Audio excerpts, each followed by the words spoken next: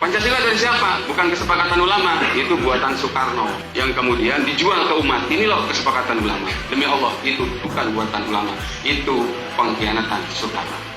Saya tanggung jawab. Kalau khilafah dari siapa? Dari Allah. Saya bisa nantang ke siapapun. Kalau bukan dengan syariat dan khilafah, mau kasih solusi apa dengan persoalan ini? Mau pakai Pancasila? Pancasila bisa ngejawab apa? Utang gede, kemana Pancasila? LGBT merajalela, kemana Pancasila? Ulama-ulama di nu lempeng ya, nu bengkok mah diingu, dipiara, dikukut, diparaban. Tapi ulama-ulama nu lurus dikriminalisasi, ditangkap, penjara. Astagfirullahaladzim. Kita semua mesti beristighfar dan mengelus dada setelah mendengar ucapan Ahmad Zain, tokoh pentolan Hizbut Tahrir. Dia telah menghina Bung Karno. Bahkan dengan berani dia mengatakan Presiden Soekarno sebagai sang proklamator, sebagai pengkhianat. Selanjutnya juga dia menghina ideologi negara Pancasila. Orang ini sudah sangat pantas untuk dipidanakan. Bahkan dia sendiri yang berkata, saya siap bertanggung jawab. Bahkan dia mengatakan, saya menantang. Di sini jadi terang benderang bagi kita semua. Memang pantas Hizbut Tahrir ini dibubarkan. Bahkan ajarannya pun pantas untuk dilarang. Dikarenakan memang sangat membahayakan. Di sini sudah kita bisa tangkap. Pertama, dia menghina sang proklamator yang memproklamirkan kemerdekaan Republik Indonesia ini. Coba, mereka tidak menghargai sejarah. Sejarah perjuangan para pahlawan kita untuk mengusir penjajah Belanda, mengusir Jepang, sampai memproklamirkan negara kesatuan Republik Indonesia ini. Coba kita ingin bertanya dengan pertanyaan sederhana.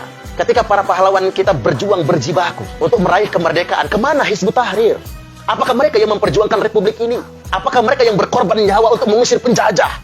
Tiba-tiba hari ini atas nama Hizbut Tahrir, bahkan atas nama agama, mereka merasa punya hak terhadap negara ini.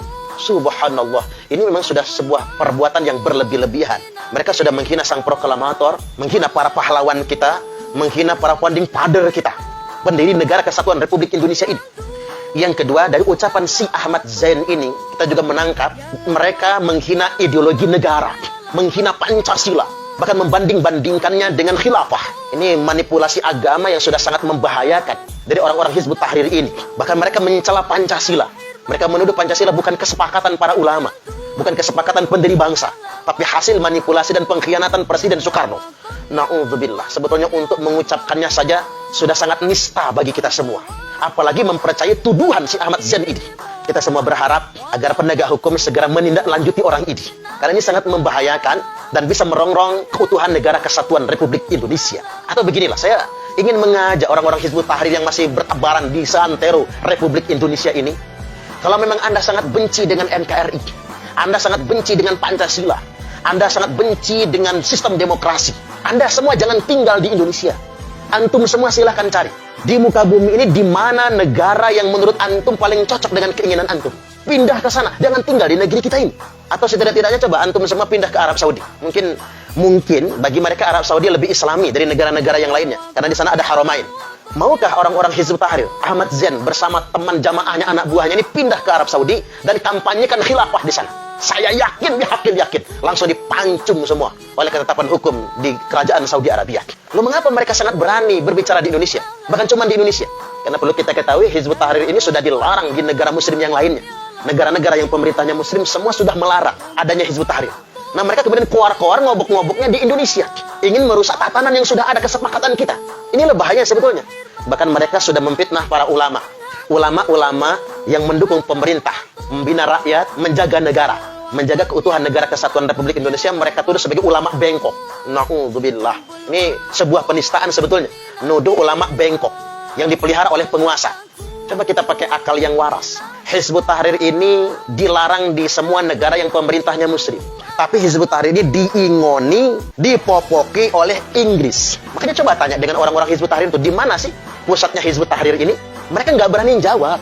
Karena pusat Hizbut Tahrir itu di London, Inggris. Mereka yang ngingoni, mereka yang pelihara, tujuannya apa? Agar jadi monster, predator yang akan merusak tatanan negara-negara berkembang. Termasuk Indonesia ini. Kemudian yang berikutnya yang perlu jadi penegasan pada kesempatan kali ini adalah mereka berani-beraninya membandingkan antara Pancasila dengan khilafah. Ini kan sebuah pembandingan yang menistakan kesepakatan kita semua. Padahal berulang-ulang sudah kita pertanyakan kepada mereka, bisakah mereka menunjukkan satu saja perintah dalam Al-Quran maupun hadis yang memerintahkan menegakkan khilafah. Mereka ngotot betul khilafah ini merupakan perintah, kewajiban. Tapi mereka tidak bisa menunjukkan satupun dari. Nah, ini yang disebut dengan manipulasi agama. Saya berharap setelah viralnya video si Ahmad Zain yang menghina Bung Karno, Presiden Soekarno, menghina founding father, pendiri-pendiri bangsa, menghina para ulama, dan yang paling spesifik, menghina ideologi negara Pancasila, bisa ditindaklanjuti, bahkan dipidanakan. Karena setiap orang harus bertanggung jawab dengan apa yang dia katakan, setiap orang harus bertanggung jawab dengan apa yang diajarkan. Karena dia bicara di depan orang banyak, ada santri yang bersamanya, apa jadinya anak kita ketika sudah dicuci otaknya oleh orang-orang Hizbut Tahrir, termasuk si Ahmad Zain ini.